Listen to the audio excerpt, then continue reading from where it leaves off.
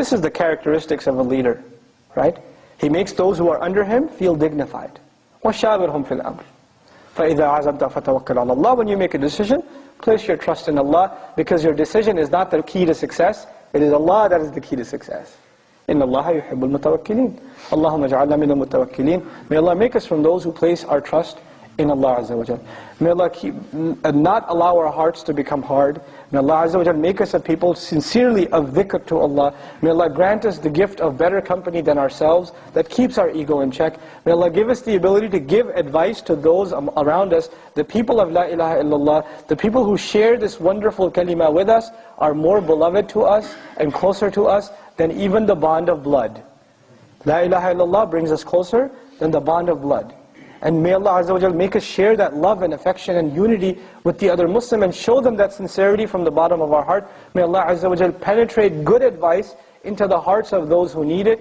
May Allah Azza wa Jal make us capable of taking advice and taking the best of it, and not allowing the advice to become a means by which our egos are inflated. May Allah Azza wa Jal keep us humble before Him. Forgive our shortcomings that have occurred in the past. May Allah subhanahu wa ta'ala from here on out make us of those whose hearts are perpetually being cleansed. And finally, I ask Allah Azza wa Jal to accept all of our gatherings, including this one, and to accept all of the good deeds and the acts of worship we do for Him, with all of their shortcomings and all of the flaws, even in our salah and our wudu and our dua, all of the shortcomings aside. May Allah accept whatever patchwork we do. May Allah just overlook all the shortcomings and accept from all of us. رَبَّنَا تَقَبَّلْ مِنَّا إِنَّكَ أَنْتَ السَّمِيعُ الْعَلِيمُ وَتُبْ عَلَيْنَا يَا مَوْلَانَا إِنَّكَ أَنْتَ التَّوَّابُ الرَّحِيمُ وصلى الله تعالى على خير خلقه محمد وعلى آله وصحبه أجمعين والسلام عليكم ورحمة الله وبركاته. جزاكم الله خيرا for listening.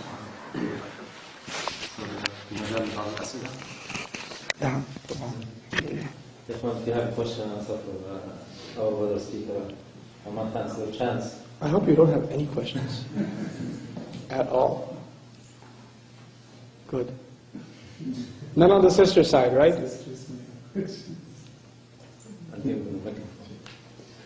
Okay.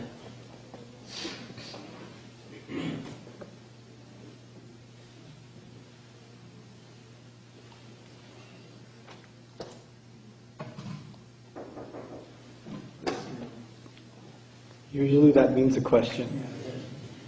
It's not good.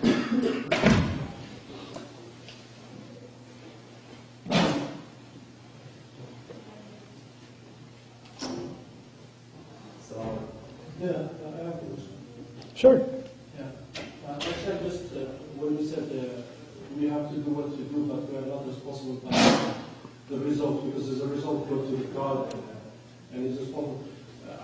I'm just wondering, do we have to choose the right thing or the right way, basically, to make the best way to get the result, but if you don't get it, that's okay. Right.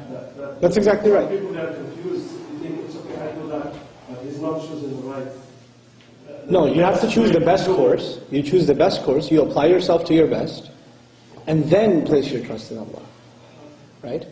This is what we learned from the legacy of the prophets. They applied themselves to the nth degree, and then rely on Allah. There are two extremes.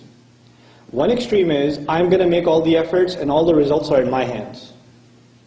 The other extreme is, I'm going to make no efforts, and the results in Allah's hands. These are two extremes. They're both diseased attitudes. What's the right attitude? I'm going to make whatever effort I can, to the best of my ability, while knowing the results are in Allah's hands. That's the balanced attitude. Okay?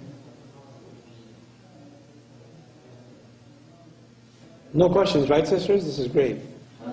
There is a question? Really? I gave this the microphone. Okay. It's awesome. They were Going once? Oh.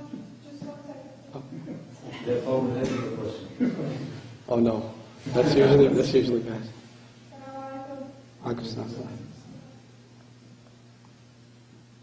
Go ahead, sister. We have a question.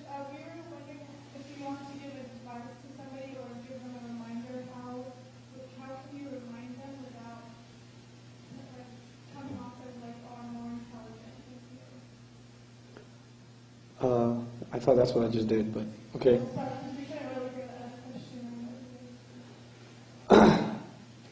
Yeah, if somebody comes across as saying they're more intelligent, I don't think those kinds of people should be advised by you if they're talking to you like that. I think it's better to get them advised by elders or other peers. Because if they're talking like that to you and then you tell them, I don't think you should talk like that or whatever, you're just going to create more antagonism.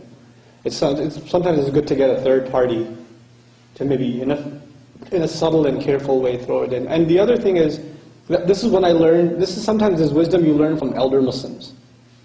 There's this personal story. There's a brother in a masjid. I know, most of my best friends are really old people. So they're in their 70s and 80s and such, right? This is a really old gentleman, and he, we used to meet at the masjid every day and stuff. And there was a fight in the masjid. It was a nasty fight. You know what? You've seen one of those? They're pretty ugly. Okay. So these two guys are just going at it, and they're really nasty to each other. And one basically calls the other dumb. Essentially, I'll do watered down versions. Okay. But anyway, this older gentleman knows both of them, and stops talking to both of them. He's always nice. He says salam to them. How are you? And just walks away. Usually he's makes longer conversation. He's very cordial, but he walks away. And he's so wonderful in his personality, those people, they feel it. They feel like he doesn't talk to us like he used to anymore. So one day, one of them, this happened in front of me, one of them just came up to him and says, you don't talk to me like you used to. Are you mad at me? He goes, no, I'm not mad at you at all. She says, but you don't talk to me the same way. He goes, yes, I don't. So why don't you? He says, look, I saw you get angry with that other brother the other day, and I just got scared. Maybe one day you'll get angry at me. I'm just, I wouldn't want you to be angry at me, so I'm just trying to be safe. He put it in such a soft way, and the guy felt so bad, he went and apologized to the other brother and they made up. Right? That's the wisdom of an elder, they know how to approach things. And this sometimes, it's our demeanor towards people. You can show some people, you can show someone that that they've hurt your feelings, without actually saying it. You can show it with sort of a distant demeanor. And you can, and people, if people use hurtful words towards you, my advice is to distance yourself from them. In a respectful way, though, still.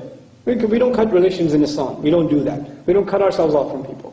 But it's a healthy thing to distance yourself from someone who uses abusive language towards you. That's a healthy thing to do. And if there's any ounce of good in them, they will feel it. Right? And they'll come to you and say, what's happening? Why aren't you talking to me? But if there's no good in them, guess what? They'll say, good for them, good for me. I don't want to talk to you anyway. So that's probably good for both of you. Right? But distancing yourself is probably my best advice. Inshallah ta'ala. It's a silent kind of advice in such cases. Wallahu ta'ala. That's it? We're all done? Alhamdulillah. I think we're all done. سبحانك اللهم وبحمدك نشهد أن لا إله إلا أنت نستغفرك ونتوب إليك. السلام عليكم ورحمة الله.